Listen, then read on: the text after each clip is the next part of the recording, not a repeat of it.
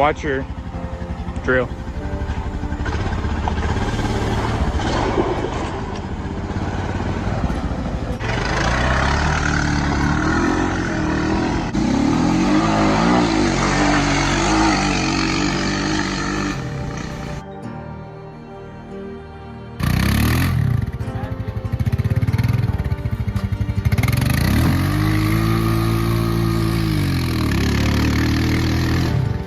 That one might be too big. 16-foot log. Oh, it'll do it.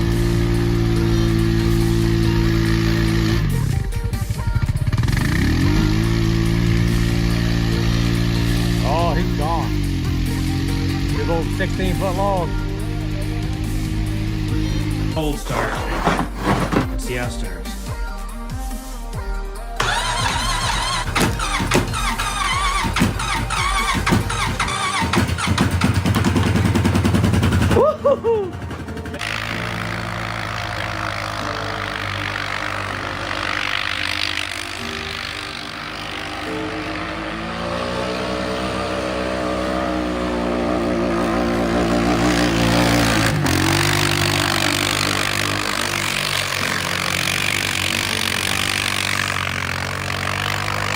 First low 4-wheel drive. Well, this might be actually too much. I didn't realize.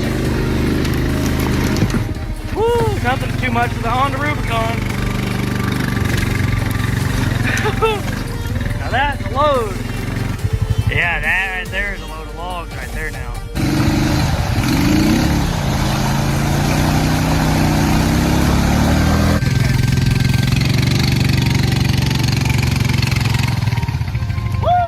Well, there goes the first Rubicon's official mud hole.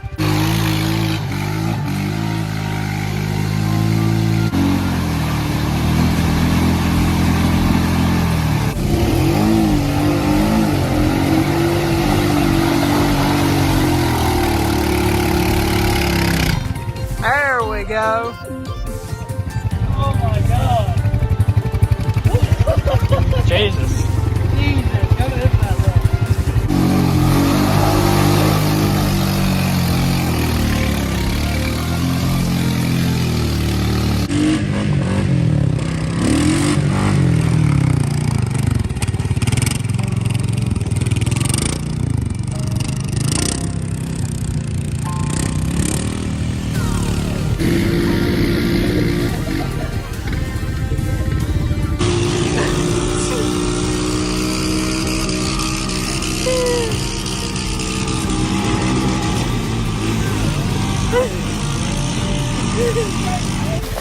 He's sinking. There he goes.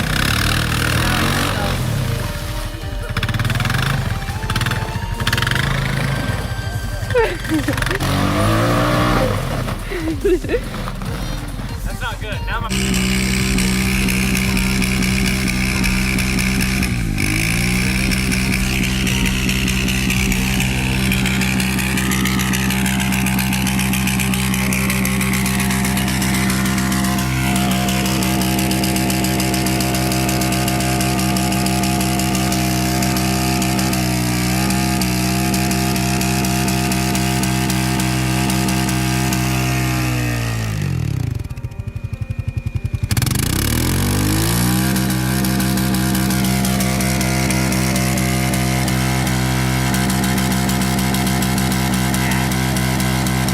Ooh, yeah.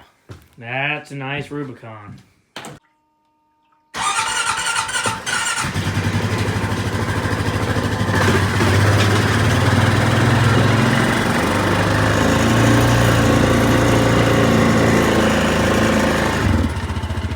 What is going on, everybody? Welcome back to the channel. Today's video is a 3-year, 4,000-mile review, also known as a long-term review of my 2021 Honda Rubicon 520 with the DCT power steering. In this video, I'm going to be going over everything I've done to it, repair-wise, performance-wise, modification-wise, everything. So stay tuned, and I hope you enjoy the video. So here we have the first thing you need to see. I bought this machine not quite 3 years ago, but almost. just there. We're right there at it. It has 3,716 miles on the odometer, but it had those 27s on it its entire life. And I figured, doing the math, using Onyx and riding with other four-wheelers, it threw my odometer and speedometer off so bad that I figure about 10% more than what I see here. So if you do that math, that's just over 4,000. So for the sake of the video, we're going to call it 4,000 miles. Right here, you can see the hours, 411 hours. This is my service information. So that's that. That's the mods. I mean, the the stats. Almost sound like a Yamaha owner there for a second. Another thing I'll point out, these tires just come off of it. It has brand new stock wheels and tires right now. And I just did it because I was bored and I wanted to see how it rode. But these are ITP Mudlight 2.0s, 27.912s and 27.1112s in the back with ITP Hurricane wheels. And these tires, I have nothing bad to say about them. If there is anything bad, it's that they've leaked since they were brand new. And I don't know if it's the wheels or valve stems or what, but just slow leak. You know, if it sits for a month, you're going to have to air up your tires. But you can see they're down probably half tread or a little less. And I never punctured them. And those of you that know, that thing has seen a lot of abuse. It's been in the woods, it's dragged logs, been on rocks, been on trails, mud. You name it, these wheels and tires have seen it, and that four-wheeler has seen it. So just wanted to show you these and how well they've held up. Right there is a CV axle I just took out because of the ripped boot, and it was clunking. I just did that. I replaced it with this East Lake axle. Also has a ripped boot. Don't ask me why I didn't fix that before I put it on. I just didn't feel like messing with it. So the only reason the ripped boot is there is because I had it on my front porch, and a bear came along in the night and ate tons of oil and all my camping gear and my brand new East Lake axle. So let's go over everything that I've done to this machine. It has some skid plates I bought real cheap online, made in Russia. They're Rivals. Not really impressed with those, but they're aluminum and they're there, so I like it. Floorboard protector so you don't get sticks sent up through to your feet. I did the Warren VRX 3,500 pound winch with synthetic rope. That's been on there since it was brand new, and if you don't believe me, go watch all my old YouTube videos and you'll see it. Tons of videos on this machine. And this winch has been used and abused and abused. And I've only replaced the winch rope one time, and then I've tied a couple new knots on this line. But very impressed with that winch. So when I bought my Yamaha Grizzly, I did the exact same winch again because they come out with a new one that was real nice looking and fancy. They tried to sell me that.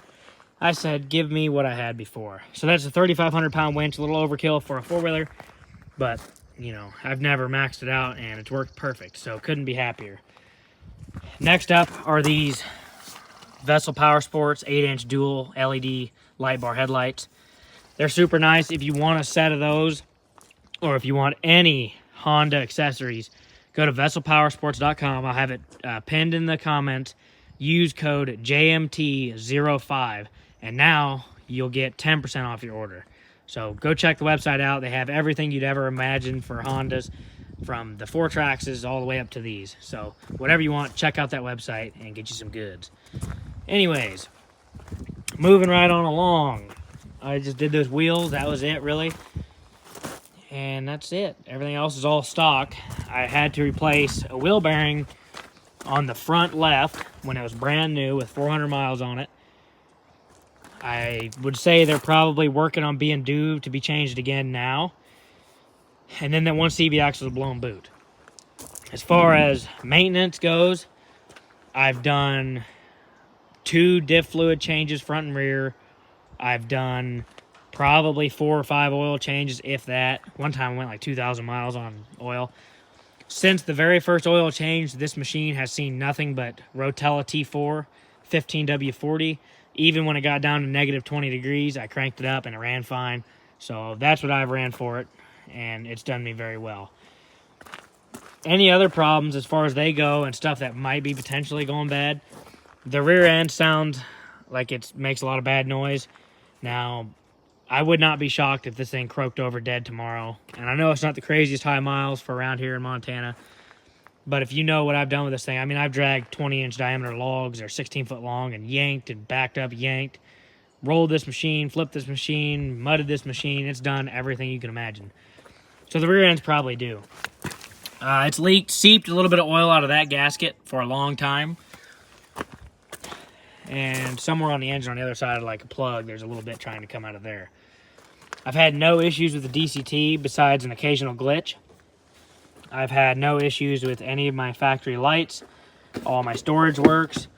Everything works. The seat latch works. The four-wheel drive works perfectly. Diff lock works. No problems there. Really, really impressed. I mean, you can see I've beat on this machine. I've broke the rack. I've bent the bumper to pieces. This thing has been ragged out. And it still runs like a top. I mean, it's strong. Runs really good. It's never been swamped or anything like that. It's a random bolt. I don't think that's to the four-wheeler. As far as quality of the plastics were, I'd say they were pretty good, but they did all get, I mean, they're broke. Like, this is broke. All these clips are broke.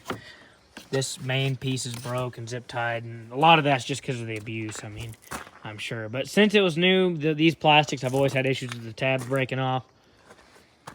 But I'll tell you one thing about a Honda.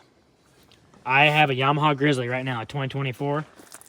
It's a nice machine, but if I had to pick one machine and I didn't care about going fast, this bad boy right here.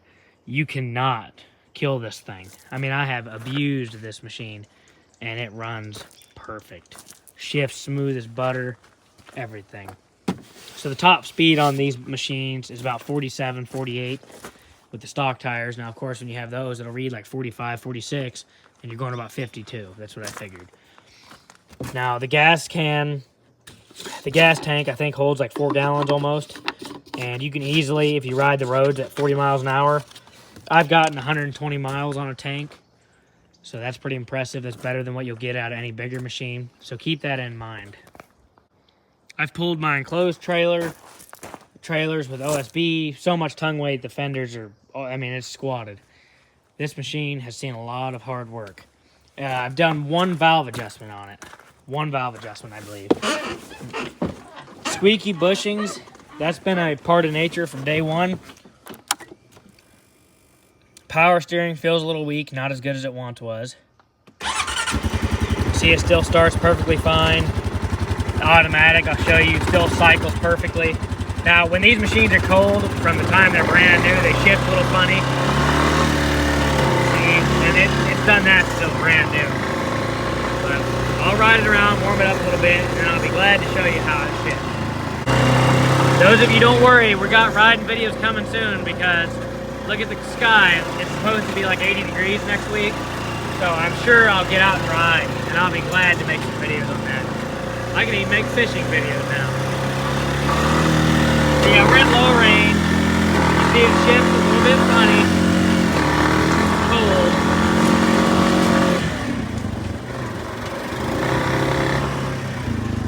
See, I just dragged a bunch of logs over there. I mean, this machine, the winch and the hitch, I am really surprised the hitch never broke off. Because it's not even a 2-inch receiver. And I had a Yamaha Kodiak 450 back in 2018. And I blew the hitch right off of that the first time I yanked it. This thing has been yanked 100 times, 100,000 times probably. So the way this DCT works, for those of you wondering, is on 20 to 20 plus, you can go up to first gear, and then you just hold the red button, takes you straight to reverse, straight back to drive. Headlights are super simple, on, low beam, high beam, the winch, super easy controls, 4-wheel drive, diff lock on, 4-wheel drive off, electric shift program, automatic, kill switch, brakes, manual parking brake, high and low range, storage right here, storage in the front. And I put these ODI Rogues on when I was brand new, so that's what they look like. But all that being said, I would still gladly recommend getting one of these, and I would not be fearful of the DCT, unless you strictly ride in Florida and you're in water this deep all the time. But if you're just going to work out of it and abuse your machine and ride it around without flooding it, the DCT, I have no complaints. It's an amazing transmission, that's for sure. And I've only done, I don't know if I already mentioned it, but I've only done one set of brake pads, I believe. One set of brake pads.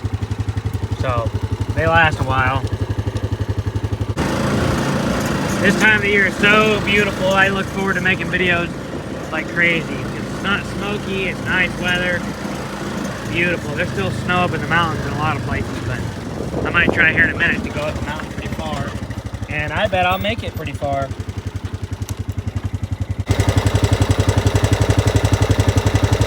That engine has sounded like that since day one. But anyway, that doesn't matter. Joe's all tired now. So that's what it looks like. I've never changed the coolant. I've added coolant because I took the radiator out one time because it got clogged with mud real bad. Took it out, cleaned it good.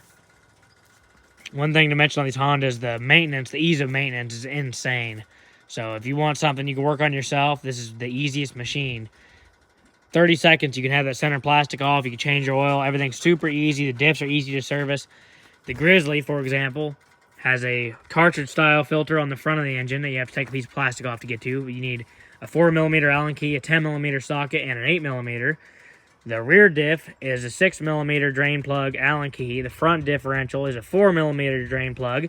And then you need a 10mm socket to take a check plug out of the side of the diff on the Grizzly on the back.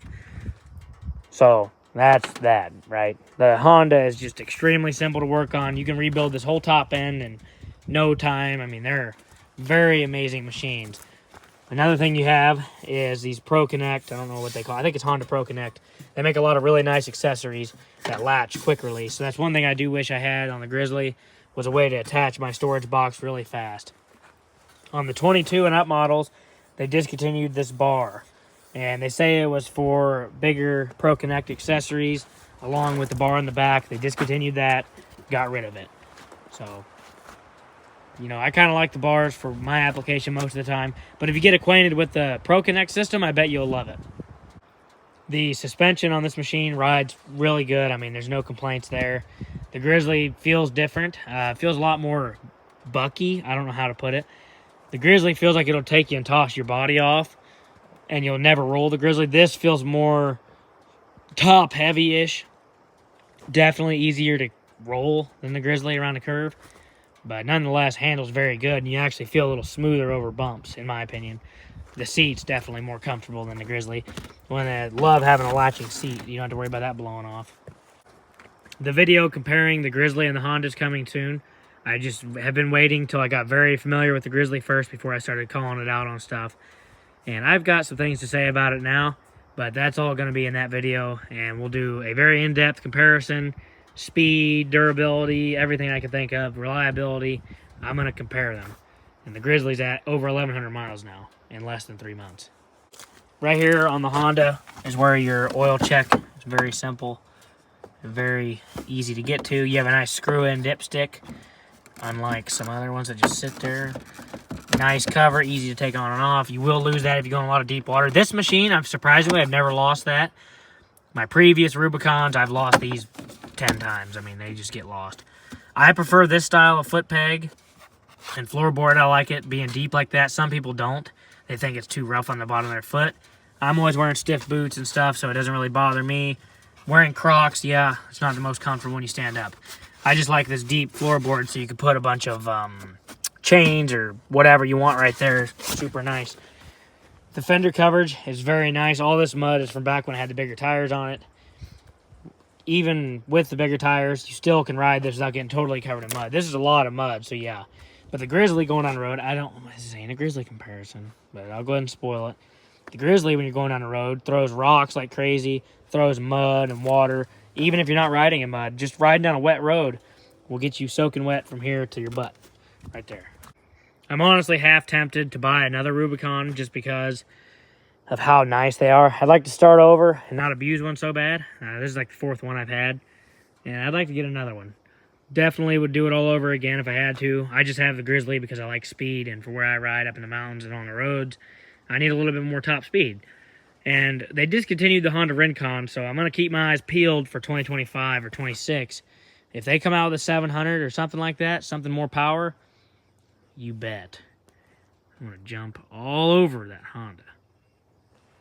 You see my bumper here has had traumatic life experiences many times. Yeah, overall impressed. I mean, I've lost some clips here and there, cracking the floorboard. Overall, everything's held up great, though. I mean, I'm really very happy with the Hondas. There's not any real complaints with it.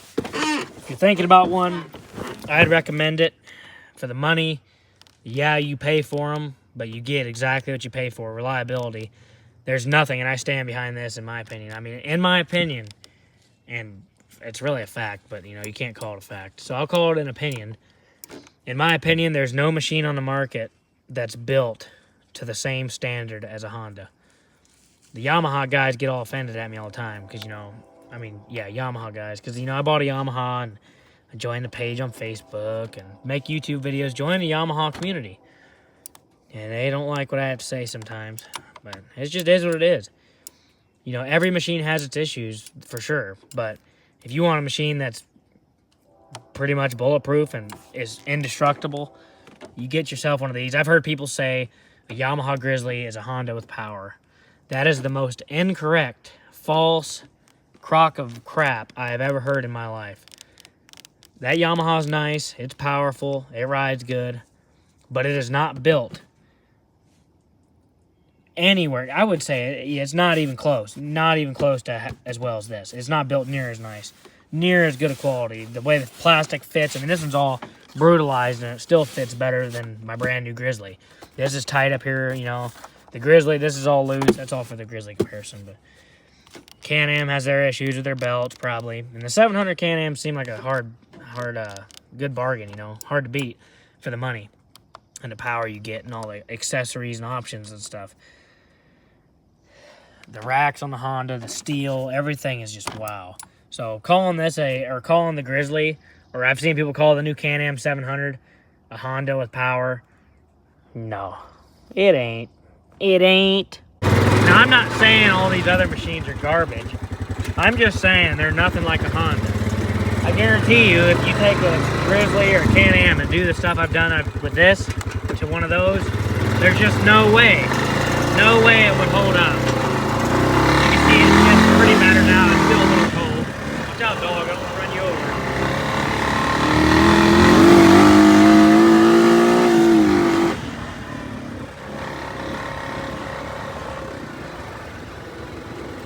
So this machine saw a lot of abuse in North Carolina in the mud, water, and then it come to Montana and it dragged a bunch of logs off this property, did a lot of work with it, and then last summer it did a lot of riding on the road, so that's how I got a majority of the miles.